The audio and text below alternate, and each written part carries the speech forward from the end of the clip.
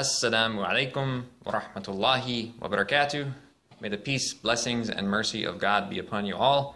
Today we have with us Brother Charles Brewer, and he is a new member of the largest brotherhood and sisterhood on earth, Islam.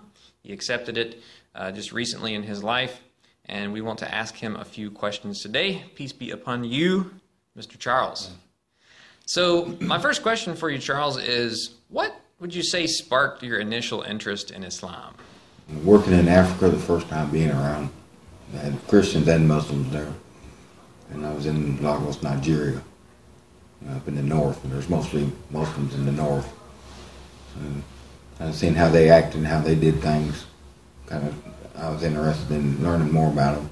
I've always been interested with religions anyway. I haven't read about all of them, Buddhism and the whole 9 yards. I've always been curious about different other people's religions. And that's what sparked my first interest. Okay. Now, at some point, you were inspired to get a copy of the Quran and read it to see what it had to say.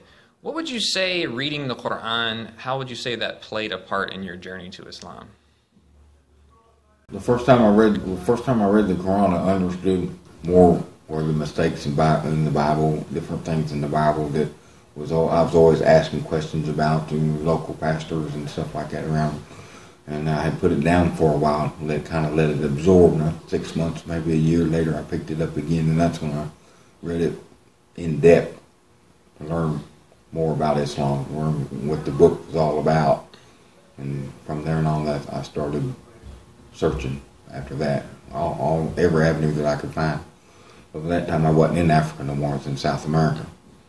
And so information was hard to come by in South America. And it wasn't until I got back into the States in '09 when I was able to really be able to have information available to me. And so I've been continuing searching the whole time. Okay, so you know what we do.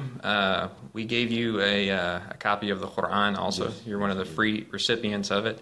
And I just have a final question for you, which is, do you have any words of encouragement for your fellow brothers and sisters in Islam who are going to see this video about encouraging them to make sure that the Quran is freely available to the American people in a language they understand? Yes, I'd say help people spread the word. Be able to talk about it in communities and in public.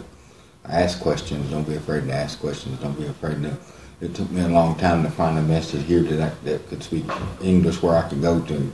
I've been working at it a long time, and I never did give up. Just never give up. Just keep looking, keep searching.